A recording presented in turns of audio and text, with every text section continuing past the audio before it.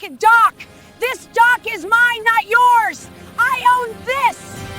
I bought my lakefront property for one reason: peace. The kind of peace where mornings begin with quiet water, soft sunlight, and the creak of my old wooden dock settling into the day. That dock wasn't just a structure. It was my escape. I'd fixed it myself, board by board, long before the HOA community next door expanded toward the shoreline. They had their rules, their committees, their constant meetings over mailbox paint colors, but I stayed out of it. My land wasn't part of their development.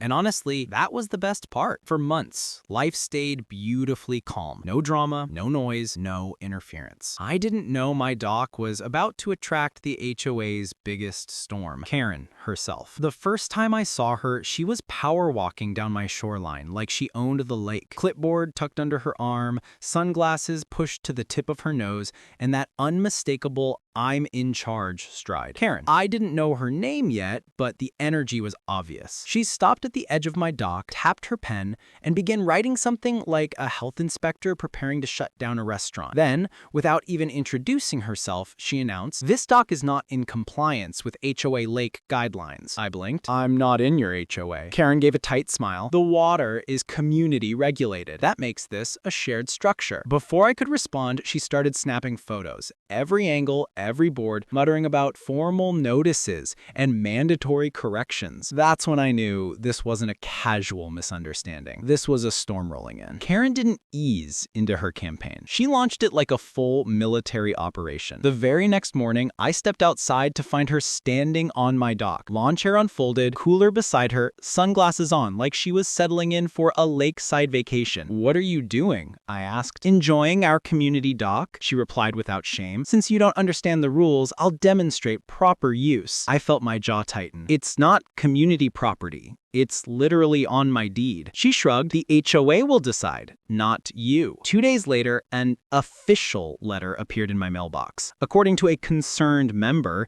and we both knew exactly who, my dock was an unauthorized structure and subject to review. Neighbors started whispering. Karen walked around acting like she had uncovered a major scandal. It was clear. She wasn't confused. She was conquering, and she had just declared war. The HOA hearing notice arrived like a bad plot twist. Formal, stiff, and way too confident for something built on pure nonsense. They wanted to review both sides. Both sides? There was only one side, the legal one. But Karen walked around telling neighbors she was correcting a long-standing violation, like she was some kind of lakeside hero. She even caught me at the mailbox, arms crossed, chin tilted up. "I warned you," she said smugly. "You can't just claim something that isn't yours." I held up the deed copy in my hand. "Karen, this literally proves it is mine." She waved dismissively. "Paperwork can be misleading. The HOA will handle it." Her confidence wasn't normal confidence. It was delusion dressed as authority. And the worst part, people were starting to believe her. The tension around the neighborhood thickened. Karen wasn't backing down, and neither was I. The day of the HOA meeting, the clubhouse was buzzing. A few curious neighbors, some bored, and a handful clearly there for the drama. And there she was, Karen, strutting in like she was about to argue before the Supreme Court.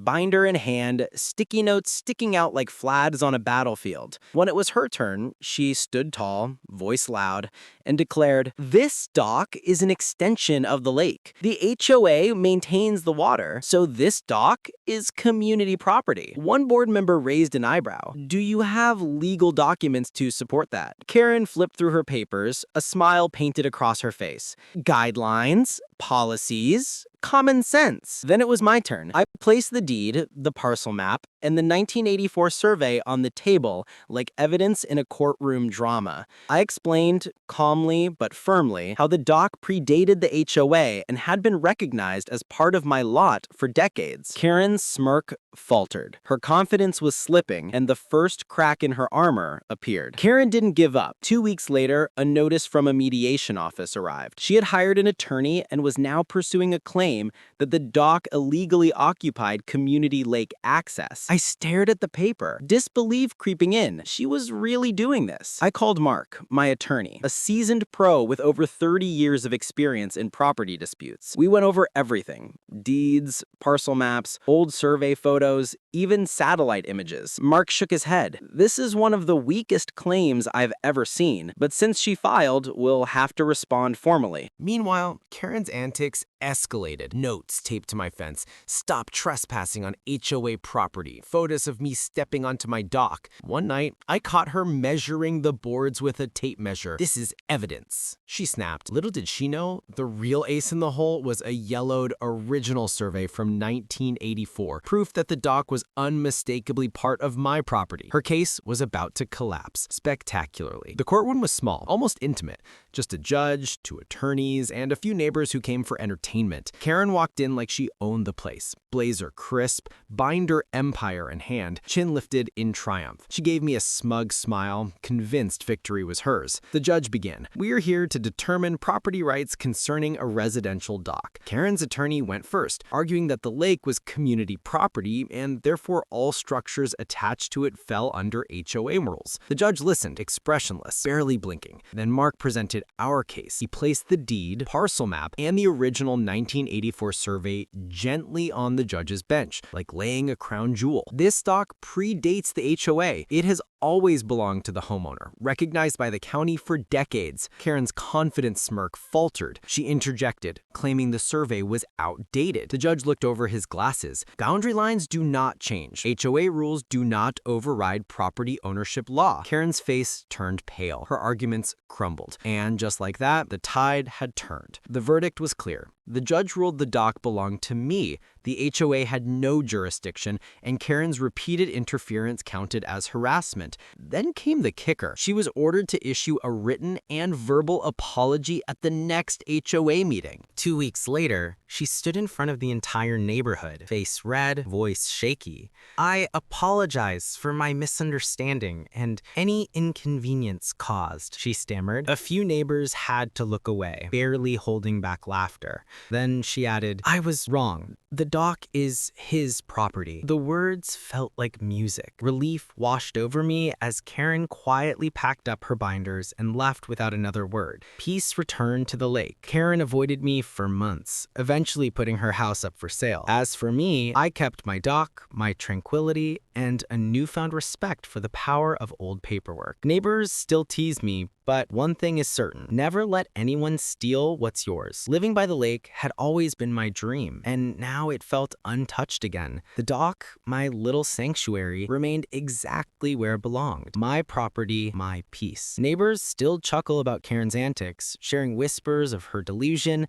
but I smile quietly, knowing the truth always wins. This story isn't just about property or HOA rules, it's about standing your ground. Some people will rewrite reality to fit their ego, convinced they're untouchable. But legal documents, facts, and patience are far stronger than confidence without substance. Whenever someone tries to claim what's yours, remember, evidence matters. Original records, deeds, surveys, they're not just paperwork, they're shields. So if you ever face someone like Karen, don't back down. Stand firm, gather your facts, and let reality speak. Because sometimes karma doesn't knock. It arrives wearing a judge's robe. And as for me, I still sip my coffee on the dock, smiling at the calm lake, knowing it's truly mine. Hit like and subscribe.